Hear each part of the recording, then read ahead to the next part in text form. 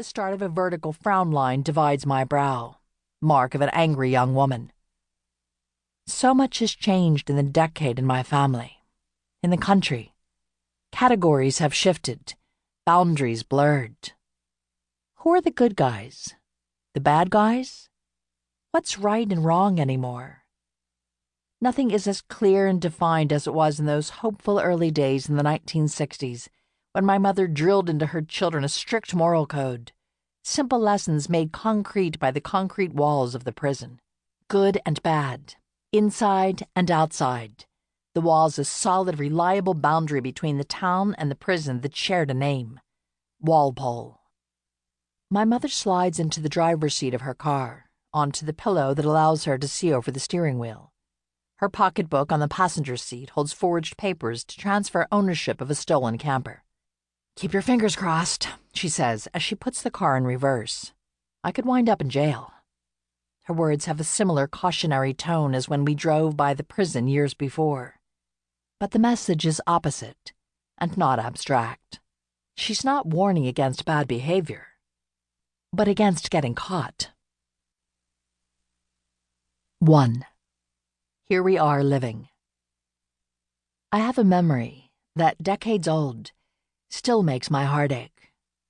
A film strip that ticks through my mind's eye like this. Late spring 1965. The morning sunny and warm as my family visits our house-to-be in Walpole, a small town 20 miles south of Boston. A sign in a vacant lot reads, Pine Tree Estates, with a faded map of plots. Estate is an aspiration, an exaggeration of the modest framed-in houses. We are among the first families here, and we feel like pilgrims, settlers. The builder offers a couple of models, split-level ranches, gambrels, so there is the appearance of diversity. But the pattern repeats unimaginatively until the pavement abruptly ends at Pine Forest. A sign at the top of the street reads, inauspiciously, Dead End.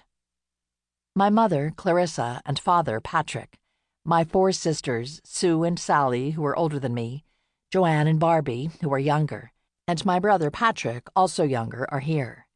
My mother is 26, my father 30, and the 6 of us are 7, 6, 5, 4, 2, and 1. Barbie, swaddled in my mother's arms, is why we need a bigger house. Mikey, the 7th, will be born in 5 years. My mother wears a sheath skirt and waist jacket, pumps, her dark hair pulled back, with spit curls like earrings. We've gone to church and now have driven over to our house being built. My father is smiling.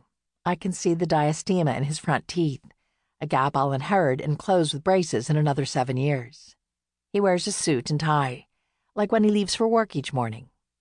I don't know what my father's job is, and the next year in the 1st grade, when Miss Hanson asks us to draw a picture of our father at work, I grow anxious.